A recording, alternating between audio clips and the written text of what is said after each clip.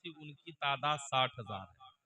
और आपके जनाजे के जुलूस को देख करके यहूदो नसारा की जो तादाद है कलमा पढ़ने की वो 20,000 है। किसी ने उनसे कहा कि अभी तक तो तू इस्लाम की बुराई करता था, मजहब इस्लाम के बारे में बुरा भला कहता था, आज कैसे तूने इस्लाम को कबूल कर लिया? तो वो कहते थे अहमद बिन हंबल के जनाजे ने हमें इस्लाम की सच्चाई को बता दिया। क्या उसके जनाजे को देख करके क्या समझ में आया?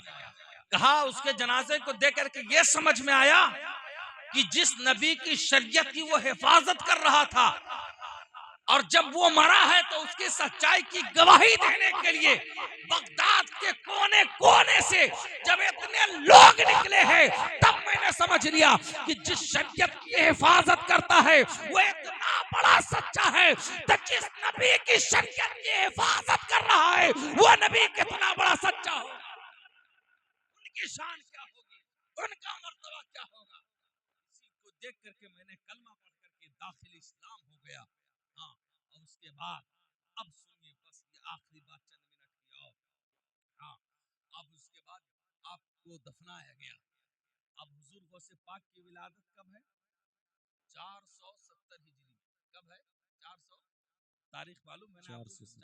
हजरत इमाम अहमद बिन हंबल की तारीख वफात 200 हिजरी में, यानी 270 बरस। समझाने के लिए आपको ऐसे कुछ तादाद है 233 बरस के बाद, ठीक, लेकिन आप समझ लीजिए सीधा सीधा 270 बरस।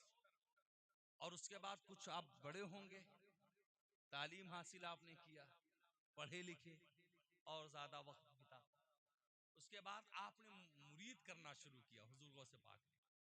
तो आपके एक मुरीद है जिनका नाम हजरत अली बिन हैती है, उसे आपने खिलाफत भी अता फरमाया। बगदाद में 4 अल्लाह के वली ऐसे गुजरे हैं जो कुम बिजनी कह करके मुर्दों को जिंदा करते थे। उनमें से एक नाम है हजरत अली बिन हैती का, ये भी कुम बिजनी कह करके मुर्दों को जिंदा कर देते थे। कितनी बड़ी शान है हजरत अली बिन हैती की। आपका फरमान है अगर कोई इंसान मुसीबत में हो और मेरा नाम ले ले अली बिन हैती, तो उससे मुसीबत दूर हो जाती है। ये शान है और माशाअल्लाह ये आजमाए हुए हैं। हाँ, हजरत अली बिन हैती का मुसीबत में अगर कोई नाम ले ले तो उससे मुसीबत दूर हो जाती है। ये कहते हैं कि एक दिन मेरे पीरो मुर्शिद सरकार गौसे पाक ने कहा, ए अली बिन हैती चलो बगदाद के कब्रिस्तान चलते हैं। जब वहां गए तो जाकर के और कब्रों पर फातिया पढ़ी।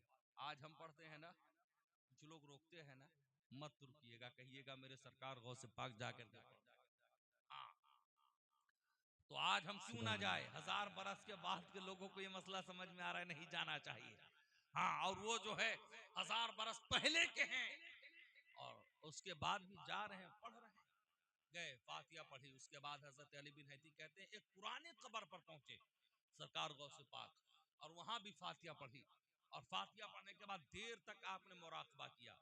जब मुराकबा किया तो हजरत अली बिन हैती कहते मैंने अपनी आंखों से देखा कि जो कब्र थी पुरानी कब्र वो शक हो गई, खुल गई, और खुलने के बाद उसमें से हजरत इमाम मोहम्मद बिन हंबल जिस्म और जिस्मानियत के साथ बाहर आए और बाहर आकर के सरकार गौसे पाक को अपने सीने से लगाया और अपना जुब्बा मुबारक अता किया। और अता करने के बाद कहते हैं, ऐ अब्दुल कादिर, मेरी निगाह देख रही है कि अल्लाह तबारक व तआला तुम्हें इल्म और इरफान के उस मंजिल को अता कर रहा है कि मुझ जैसा अपने वक्त का इमाम तेरे इल्म के सामने अपने आप को हकीर पा रहा है। चाहे वो इल्म शरीयत हो, चाहे वो इल्म तरीक़त हो, चाहे वो इल्म मार्फत हो, कोई भी इल्म हो, हर इल्म के सामने अपने आप को हकीर पा रहा है। अरे अब्दुल कादिर, मेरी निगाह देख रही है कि अल्लाह तबारक व तआला इल्म और इरफान के उस मंजिल पर तुम्हें पहुंचाएगा कि बगदाद की मिंबर होगी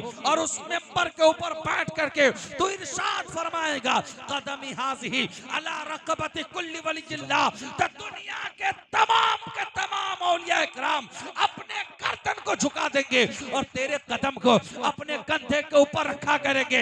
लेकिन मैं कहता हूं उन्हीं औलिया में से एक औलिया हिंदुस्तान का होगा, एक अल्लाह का वली हिंदुस्तान का होगा, बरेली शरीफ से उसका ताल्लुक होगा और अहमद रजा खान का बेटा होगा।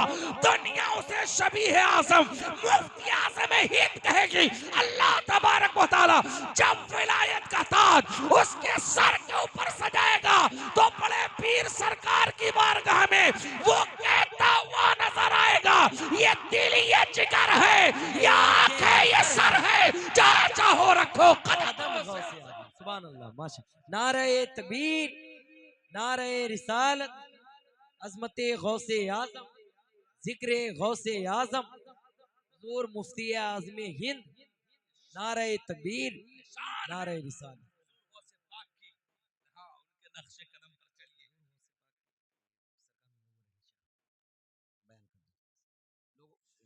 माशाअल्लाह जानते हैं खैर ये शान है, लेकिन आप उनके मर्तबे को, उनके दर्जात को सुनते हैं, लेकिन उनके बताए हुए रास्ते पर भी चलने की कोशिश कीजिए, अमल करने की कोशिश कीजिए। आप नमाज कितना पढ़े पता है ना? आप 40 साल तक इशा की वजू से फजर की नमाज, अल्लाह